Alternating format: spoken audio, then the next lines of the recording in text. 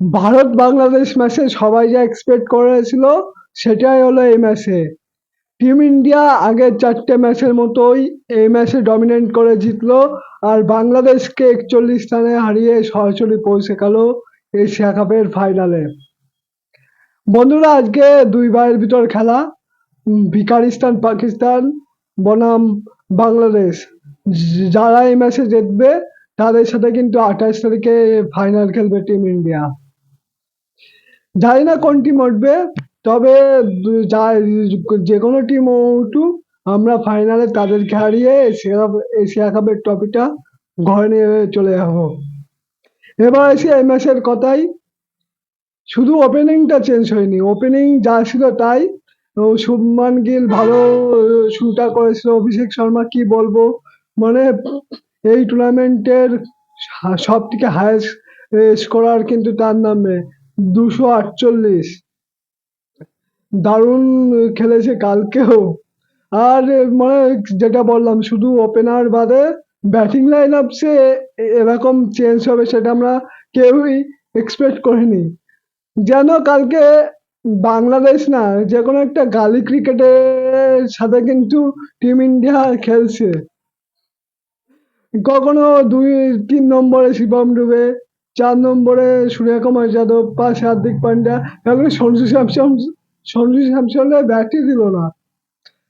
তবে কালকে team India dominate করে জিতলো। কুলদীপ যাদবও ভালো বল করেছে, প্রথম লাস্ট 4টে ম্যাচের মতোই।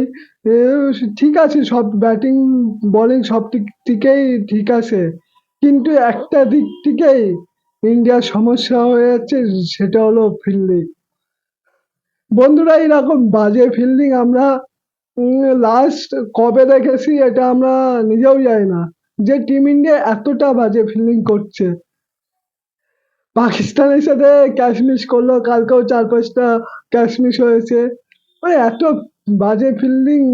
যদিও এটা মানে এশিয়া কাপে একটু নর্মাল টিমের সাথে খেলা হচ্ছে, সব ম্যাচ ডমিনেট করে যেছে টিম ইন্ডিয়া, কিন্তু বড় বড় টিম যেমন অস্ট্রেলিয়া, সাউথ আফ্রিকা, নিউজিল্যান্ড এদের সাথে যখন খেলবে তখন কিন্তু এরকম বাজে ফিল্ডিং করলে কিন্তু হবে না।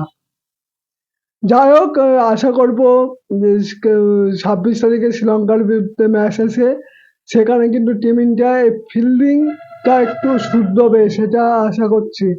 তাছাড়া বোলিং ব্যাটিং সব দিক থেকে একদম ওয়ার্ল্ডের নম্বর 1 কিন্তু টিম ইন্ডিয়া। আমার এই ভিডিওটা যদি ভালো লাগে তাহলে লাইক কমেন্ট শেয়ার করে দিও।